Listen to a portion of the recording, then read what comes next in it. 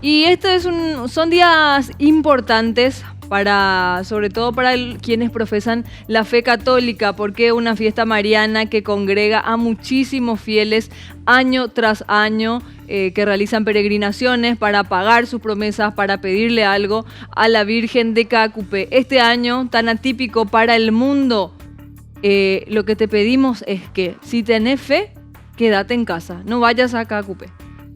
Y vamos a partir de la idea de que es la misma Iglesia Católica, a través de sus representantes, los obispos, quienes tras cerrar un acuerdo con el Ministerio de Salud, con algunas recomendaciones técnicas y científicas por el número que se ha incrementado de infectados, la ocupación de camas y personas que fallecieron como consecuencia del coronavirus, es que se ha tomado la decisión desde la Iglesia Católica de pedir a sus fieles a que este año cada uno convierta su casa en Caacupé, que no vaya a peregrinar, porque cuando uno va, Eva, de Villarrica, va de Ciudad del Este, va de Itapú Encarnación, va de Pilar Ñembucú, va de Boquerón Chaco, va de Central Asunción, ¿qué te quiero decir con esto? Va de todas partes, hace que el virus pueda crecer, y más aún si no se toman las precauciones. Se quiso implementar que por misa asistan 1000 personas, sí, pero se dieron cuenta con el paso del tiempo que esa posibilidad iba a ser de cumplimiento imposible, porque la gente igual se iba en gran número, se iba el abuelo, la abuela, los hijos, los nietos, entonces era realmente de imposible cumplimiento y se ayornó a ese pedido la Iglesia Católica del Ministerio de Salud. Por eso es que revieron esa postura y decidieron a puertas cerradas y transmitir de forma con los medios de comunicación y en redes sociales. Y de forma virtual. Y nosotros nos sumamos a que la gente se cuide. Debo decirte que a mí no me gusta esta medida, no me gusta que a la gente se le restrinja su libertad, pero si Paraguay no tiene la capacidad en salud pública y ya incluso en el sector privado de abarcar a eventuales pacientes, nos queda de otra, Eva, que ayornarnos a esa medida que es muy antipática, porque le estás cortando libertades a la gente, pero le das esa libertad y muchos lo desaprovechan haciendo un entretenimiento que no le beneficia en su salud. Arrancamos nuestro editorial de este modo, se busca evitar la aglomeración en Caacupé y te mostramos a continuación nuestras placas que han preparado los chicos del departamento prensa. Las restricciones, desvíos y la práctica de fe es lo que nos lleva a hablar de esta celebración que muchos la comparten, que incluso lleva a muchísima gente hasta la Basílica de Caacupé. Lo nuevo, lo último, es que desde mañana sábado Caacupé tendrá una cobertura del 100% de la patrulla caminera y de hecho desde hoy 4 de diciembre entran a regir más restricciones para toda esa zona. Sí, y vamos a ver por eso en ruta a los que estamos observando en esta imagen, que van a estar cubriendo los puntos principales de acceso y salida a la ciudad de Caacupé por aquellos que no tienen ningún vínculo con la religión católica, pero tienen que hacer un trayecto por cuestiones comerciales o porque viven en la zona para facilitarle a ellos su circulación, pero al mismo tiempo generar concienciación con aquellos que deseen ir a Caacupé sin saber que la iglesia va a estar cerrada. Muy bien, vamos a la siguiente placa, por favor, y esto que tiene que ver ya quizás con el plano económico, Diego, porque como te hablábamos, mucha gente, vos me comentabas sí, que cerca de 3 millones de personas van cada año. Cada año la Iglesia Católica registra solamente en Caacupé 3 millones de personas. Estamos hablando de que en Paraguay tenemos más del 85% de su población que es católica. El resto son evangélicos, de otras sectas, no creyentes, etcétera. Pero hablamos de un número muy alto y se esperaba incluso para este año, si no había pandemia, un mayor número de fieles católicos que asistan. ¿Qué significa ese número? En total, 10 millones de dólares. ¿Por qué? Porque no solo para la municipalidad de Caacupé, estamos hablando también de vendedores formales y los informales. Estamos hablando de lo que recauda el MOPC en concepto de peajes. Estamos hablando de lo que mueve la economía en la ciudad de Caacupé. Y en total, este es el monto que se va a perder. Y este era el agosto para ellos. Claro. Y terriblemente la van a pasar muy mal. Dicen los vendedores que ya vienen haciendo manifestaciones para que se libere la posibilidad de la gente asista a estos lugares, pero esa es una medida que no se va a permitir. No, claro, de hecho, se presentaron en las últimas jornadas medidas más restrictivas, Diego, como por ejemplo el cierre de los comercios no esenciales a 3 cuadras a la redonda de la Basílica, porque es donde se genera mayor movimiento. Como vos decías, ya se realizaron protestas, hay un monto que se va a entregar a cada vendedor, una especie de ayuda, de putumo, ¿verdad? Pero evidentemente esto es inferior a lo que ellos podrían haber recibido si se daban estas celebraciones. Y a tu consulta y afirmación, la siguiente placa responde: ¿cuánta plata van a recibir los comerciantes la próxima semana en Caacupé? 500.000 guaraníes a 1.000 comerciantes. A este número se llegó después de realizar todo un filtro, como siempre se tiene en cuenta si es que están anotados en algún otro subsidio, qué tipo de trabajo realizan. Lo cierto y lo concreto es que la suma oficial es de 500.000 guaraníes para 1.000 comerciantes y van a ser entregados desde el lunes. Se calculaba que era un número mayor de los afectados, pero como estabas indicando, se hizo un filtro. Por ejemplo, si el comerciante es funcionario público, funcionario municipal, si ya tiene un subsidio, ponele tercera edad, esas personas no van a recibir este subsidio. Se está blindando para aquellas que realmente no tenían otra fuente de ingreso. Esa es un poco la explicación que dan desde el Ministerio de Hacienda, pero como estás indicando, desde la próxima semana se empieza a depositar este monto, que lo que busca es que tengan alimentos.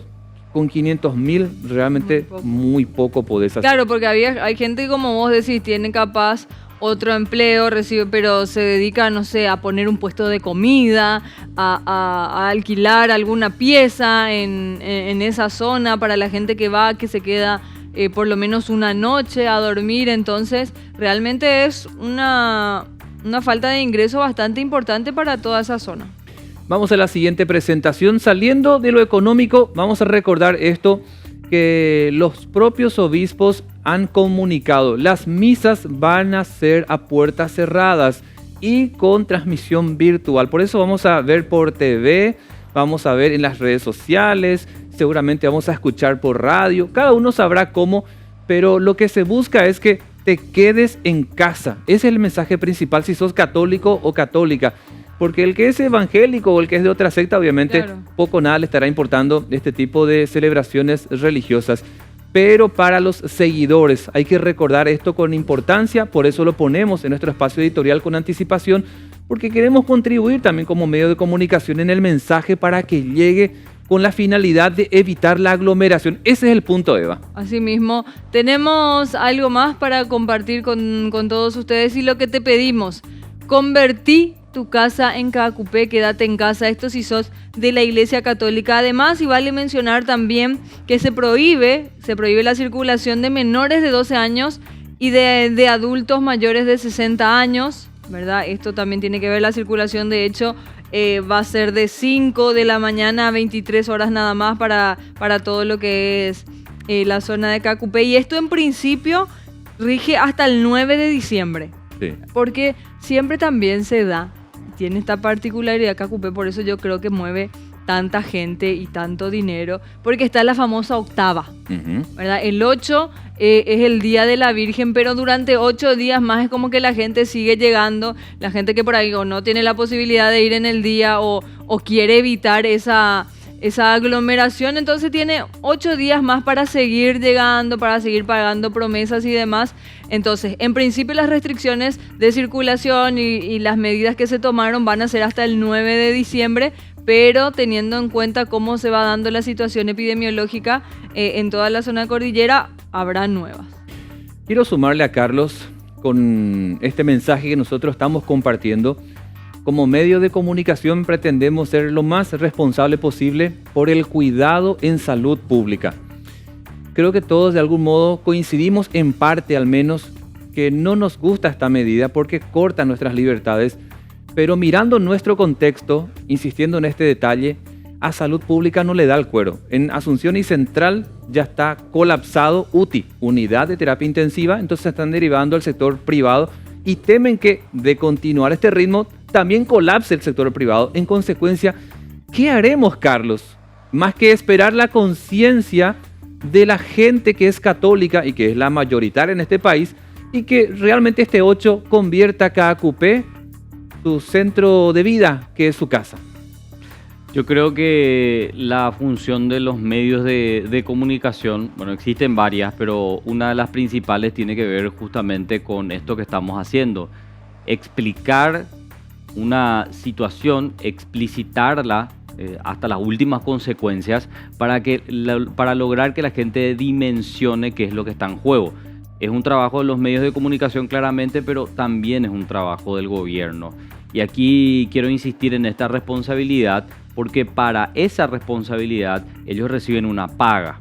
Ellos reciben una paga y administran una estructura enorme y multimillonaria que tiene que encargarse, compañeros, de hacer una comunicación que llegue a la gente, que convenza a la gente, que el paraguayo entienda qué está en juego. Hasta el último paraguayo estoy hablando, ni siquiera de una persona que lee, escribe y que puede razonar, claro, ¿verdad? Me refiero a todos los paraguayos. Esa tarea principalmente del gobierno, que tiene para el efecto campañas comunicacionales.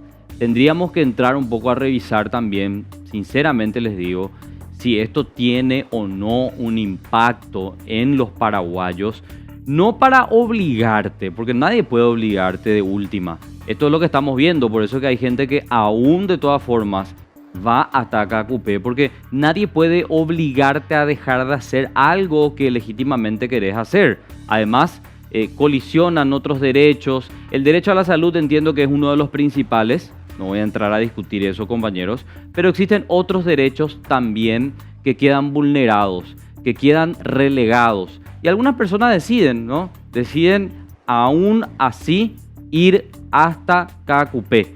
Pero yo quiero insistir en la comunicación del gobierno y preguntarme si realmente está cumpliendo con el objetivo.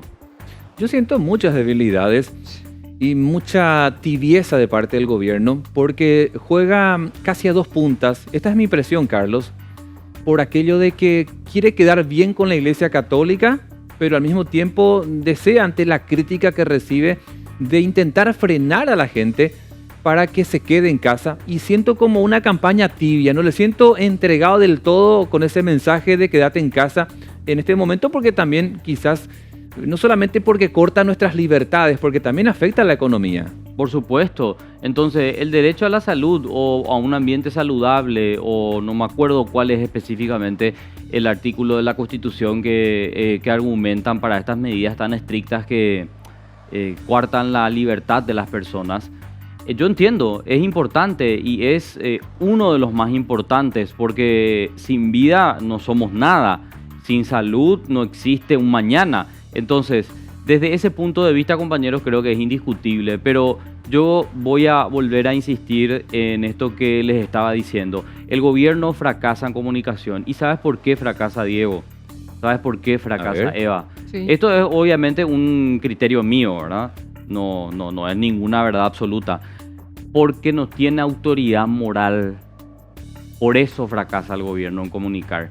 Y me vas a decir seguro, ¿y qué tiene que ver? ¿Qué pavada estás diciendo? Bueno, autoridad moral es cuando vos haces bien las cosas siempre, no cuando te conviene nomás. Lo que pasa, Carlos, que vos decías, ese derecho a la salud que tenemos todos, nos lo debería garantizar el Estado, ¿verdad? Y lastimosamente... No garantiza. No, y no fueron suficientes esos 3 meses, si no me equivoco, sí, de restricciones más duras para prepararnos, y lo digo entre comillas, porque por eso Paraguay, hay que recordarlo siempre, por eso nosotros iniciamos una cuarentena mucho más temprano, ¿verdad? Que muchos países. Por eso ese pico se está dando en nuestro país en este momento, ¿verdad? Claro. Porque iniciamos una cuarentena preventiva, porque nos decían, no, nosotros ahora vamos a preparar el sistema sanitario que nunca estuvo listo para un posible pico, y no lo hicieron, ¿verdad? Capaz si nunca o ningún sistema sanitario iba a dar abasto para todo lo que se venía, pero podíamos estar mejor preparados, podíamos tener más camas,